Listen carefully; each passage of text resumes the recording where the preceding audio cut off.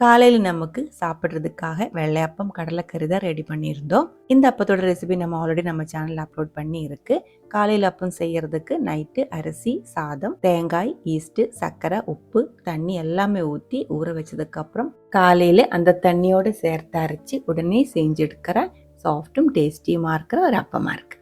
லஞ்சுக்கு கொஞ்சம் மீன் வாங்கலாம்னு நினச்சிட்டு இன்றைக்கி மார்க்கெட்டில் போய் கொஞ்சம் மீன் வாங்கிட்டு வந்தோம்.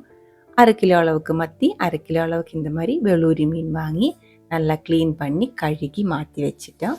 அதில் அந்த வேளூரி மீன் இருக்குல்ல வெள்ளை கலரில், அது கறி வைக்கலாம், மத்தி பாதி எடுத்து வறுத்துக்கலாம் அப்படின்னு நாங்கள் பிளான் போட்டு இப்போ கறி வைக்கிறதுக்காக ஒரு சட்டிக்குள்ளே புளி, பச்சை மிளகாய், தக்காளி, கறிவேப்பிலை, உப்பு எல்லாமே சேர்த்து தேங்காய் அரைச்சி ஊற்றி இருக்குது. தேங்காயில் சின்ன வெங்காயம், சீரகம், மஞ்சத்தூள், மிளகாய்த்தூள் அவ்வளோ மட்டும்தான் சேர்த்துருக்கு. ஒரு கண்ணூர் ஸ்டைலில் தான் மீன் கறி வைக்கிறது. நல்லா கொதிக்க வச்சு உப்பு புளி எல்லாம் கரெக்டானதுக்கு அப்புறம் கழுகி க்ளீன் பண்ணி எடுத்து வச்சிருக்கிற வேளூரி மீன் அதுக்குள்ளே போட்டு ஒரு 2 to 3 நிமிஷம் நல்லா கொதிச்சா போதும், சீக்கிரம் வெந்துடும். மீன்கறி ரெடி ஆனதுக்கப்புறம் மத்தி மீனில் பாதி வறுக்கிறதுக்கு எடுத்துருக்கு, பாதி ஃப்ரீசரில் வச்சுருக்கு அடுத்த நாளைக்கு.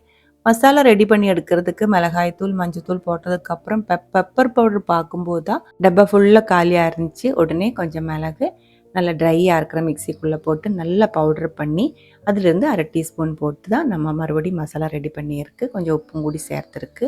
மத்தி மீனுக்கு பெப்பர் பவுடர் இல்லாமல் செஞ்சால் டேஸ்ட் இருக்காது. வேறு எந்த மீனாக இருந்தாலும் பெப்பர் பவுடர் இல்லை, நமக்கு கொஞ்சம் ஜிஞ்சர் கார்லிக் பேஸ்ட்டு சேர்த்தாலும் போதும். ஆனால் மத்திக்கு எப்போவுமே கொஞ்சம் பெப்பர் பவுடர் சேர்க்கிறது தான் நல்லாயிருக்கும்.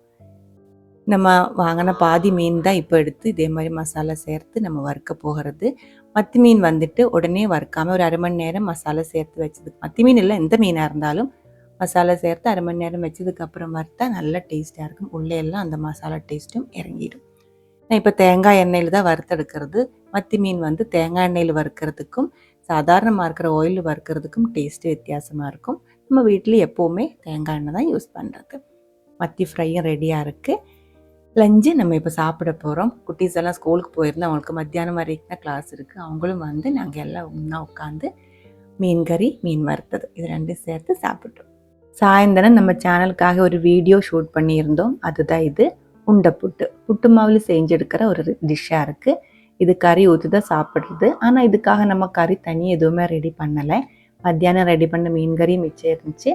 காலையில் அப்பத்துக்கு ரெடி பண்ண கடலைக்கறி மிச்சம் இருந்துச்சு. கடலைக்கறி நல்லா சூடு பண்ணி கொஞ்சம் பேர் அதை ஊற்றி சாப்பிட்டோம். 2 பேர் வந்து மீன் கறி ஊற்றி சாப்பிட்டோம்.